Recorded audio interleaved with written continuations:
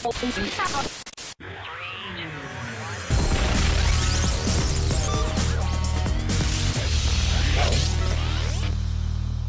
everybody, Dave Lerner, Venture Studio, welcome. We have Fabrice Grinda here. He's one of the most prolific investor entrepreneurs we've had on the show. He's the CEO of OLX, and he considers himself a professional thief. So we're going to learn about that. Fabrice, welcome. Thank you. Tell us a little about OLX. So OLX is basically a Craigslist 2.0 for the rest of the world. We realized that the concept of free classifieds was already being reasonably well developed in the US and Western Europe, but really in the emerging markets, it was a wide open space. And so in 2006, with my partner, Alec Oxenford, we built OLX. We deployed in 96 countries, 45 languages, and 5.5 years later, we have 150 million unique visitors a month. So that probably makes us about the 25th largest site in the world in reach. This is the Craigslist 2.0 for the rest of the world. How does that tie into you describing yourself tongue-in-cheek as a professional thief? I think originally Picasso said that smart people plagiarize, but geniuses plunder and steal. And actually even the quote is not all that original because he stole it from Oscar Wilde, who said essentially the same thing. To the extent that the value creation in entrepreneurship is actually in the execution of an idea and not the idea itself, I realized there was a real opportunity to do idea arbitrages. Take ideas and successful models from the US and bring it to the rest of the world, or you actually take it from the rest of the world and bring it to the US.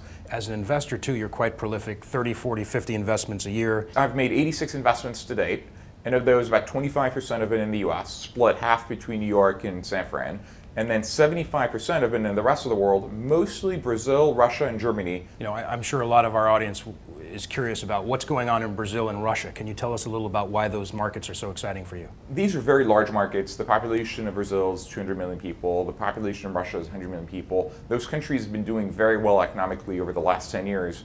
And typically as GDP per capita grows, everything around the internet ecosystem starts growing. So internet penetration is growing, broadband access is growing, and e-commerce is growing. And so you've seen the rise of a few multi-billion-dollar publicly traded companies out of these markets. There's been a lot of activity in the last 4 or 5 years where a lot of companies have grown up from 0 to 100 million in revenues very rapidly across the internet sectors there. And so these are some of the two of the hottest internet markets in the world right now. So for folks watching who are entrepreneurs and they're raising capital, and they may look at you as someone who brings a lot different skill sets and networks to the table than your average investor, what are you looking for in such an entrepreneur? We have a very well-defined box. So we're looking to invest only in consumer-facing projects that are either in travel, e-commerce, marketplaces, or user-generated content. We'll basically decide in 1 hour whether or not we want to invest, basically on do we like the team, do we like the pitch, meaning does it meet the 9 business selection criteria that we have to evaluate businesses, do we like the deal terms, and do we like the product, so we expect the site to be live.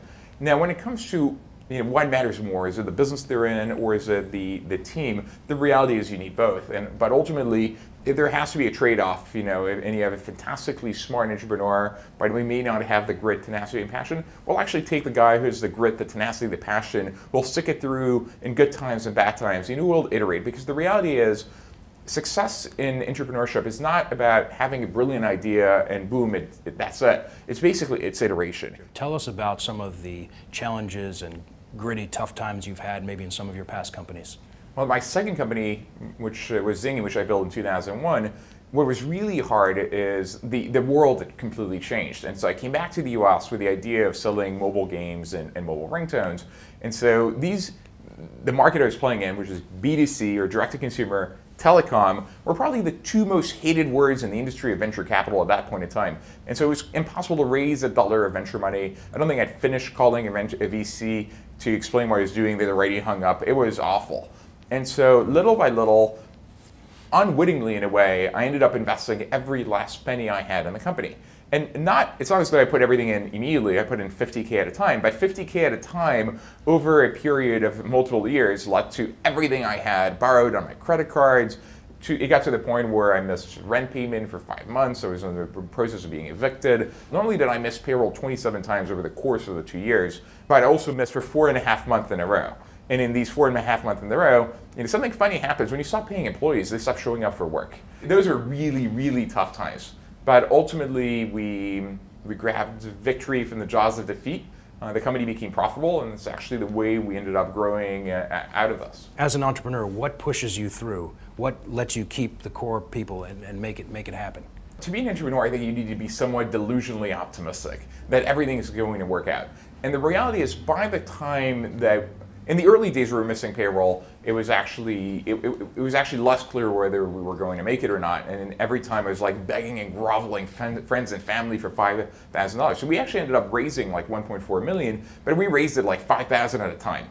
And eventually we'd make it and we'd make payroll. But the reason I knew we were going to make it is we had signed at that point in time all the major cell phone carriers in the US. It was a question of rolling them out. And that's why ultimately the sales of that company went from $1 million in 2002, 5 million in 2003, and then we did 50 million in sales in 2004 and 200 million in sales in 2005. And so at that point it became a rocket ship and became very profitable. And that's also when all the VCs started knocking on our doors and they're like, hey, can we invest money? And I'm like, guys, where were you a year ago? You focus on the consumer internet space. There are a lot of consumer internet entrepreneurs watching. What's the secret sauce? What do people look for in this? So many people believe, because we're in the internet space, the secret sauce is really the technology you're building. And the reality is, in the consumer space, that's not true. So for instance, in e-commerce, what matters is going to be your customer acquisition strategy, your merchandising strategy, your logistics strategy, and your sourcing strategy.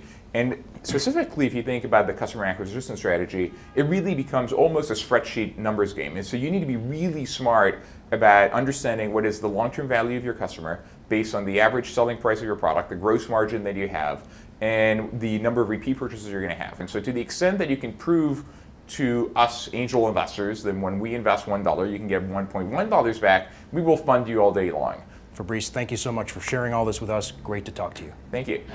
Venture Studio in association with Mashable is brought to you by Square One Bank.